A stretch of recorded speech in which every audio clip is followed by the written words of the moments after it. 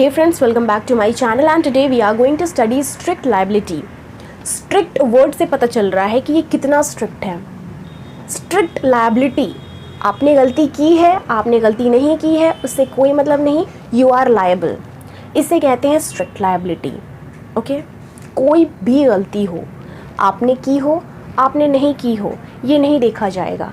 लेकिन you are liable, you are responsible. For example मेरे हाथ से चाय का कप गिर जाता है, मेरे हाथ से चाय का कप गिर जाता है, उसके लिए मैं बताती हूँ कि मेरी गलती है. मेरे हाथ से जो कप है वो गलती से गिरा, मेरा कोई मोटिव नहीं था, मैंने ऐसा कुछ नहीं किया, वो गलती से गिर गया. ओके, चलो ये मान लिए, ठीक है, ये मैं लायबल नहीं हूँ इसके लिए, ठीक है. लेकिन स्ट्रिक्ट लाइबिलिटी एक ऐसा एक्सेप्शन है जहाँ पे आप लाइबल हो, चाहे इसमें आपकी गलती हो या आपकी गलती नहीं हो. तो एक बार हम बुकिश लैंग्वेज देखते हैं. The principle of strict liability is an exception to the general rule of negligence. The general rule is that the person is liable for his own negligent act when he is able to prove that he was not negligent. He is not liable. जैसे कि मतलब मैंने यहाँ पे prove किया कि मेरी कोई गलती नहीं थी, मेरे हाथ से चाय का कप गलती से गिर गया, तो मैं लाइबल नहीं हूँ. ओके, लेकिन कुछ एक्सेप्शंस है. जैसे स्ट्रिक्ट लाइबिलिटी एक ऐसा एक्सेप्शन है जहाँ पे आप गलती करो ना करो बट आपको भरना पड़ेगा, आपको भरपाई करनी पड़ेगी. You are liable and you are responsible. Okay, this general principle is not applicable in case where defendant deals with hazardous substance. In this case, he is liable for all the consequences arising out of use of such substance, irrespective of whether he was negligent or not. This is known as strict liability. कुछ hazardous substance आप ला कर रखते हो और वो वहाँ से हट जाती है.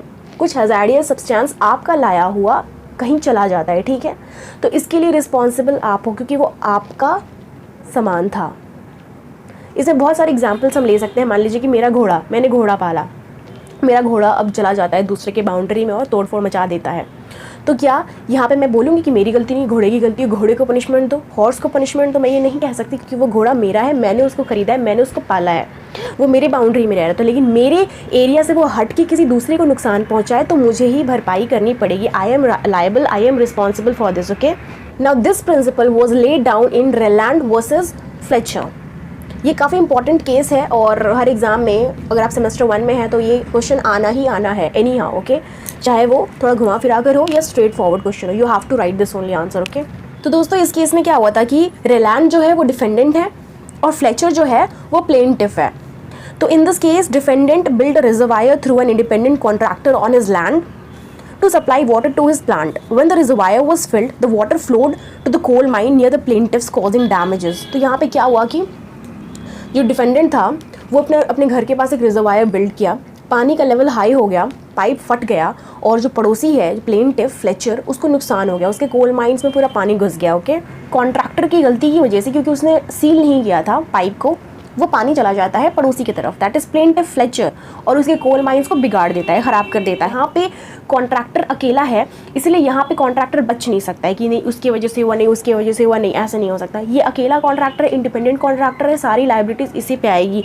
लेकिन ये किसके अंडर में काम कर रहा है? उसके अपने मालिक के अंडर में काम कर रहा है. तो यहाँ पे सर्वेंट एंड मास्टर वाला सिचुएशन आ रहा है. यहाँ पे जो गलती सर्वेंट करे वो पूरा का पूरा इल्ज़ाम मास्टर पे जाता है. मतलब ये यहाँ पे रेलैंड का जो कॉन्ट्रैक्टर है, सर्वेंट कॉन्ट्रैक्टर, उसने गलती की तो यहाँ पर रेलैंड को भी प्रॉब्लम फेस करना पड़ेगा, पूरा का पूरा प्रॉब्लम रेलैंड को फेस करना पड़ेगा. He has to take all the liabilities. Okay, he is liable for everything. भले रेलैंड की गलती नहीं है, उसने अपने कॉन्ट्रैक्टर को रख कर ये करवाया, कॉन्ट्रैक्टर ने गलती कर दी, still Ryland has to face all the problems. उसको भरपाई करनी पड़ेगी पूरी, लेकिन उसके वर्कर को, कॉन्ट्रैक्टर को नहीं करनी पड़ेगी. समझ रहे हैं आप दोस्तों? उम्मीद है आपको समझ में आई हो. तो मेरी चैनल को लाइक एंड सब्सक्राइब करना ना भूलें.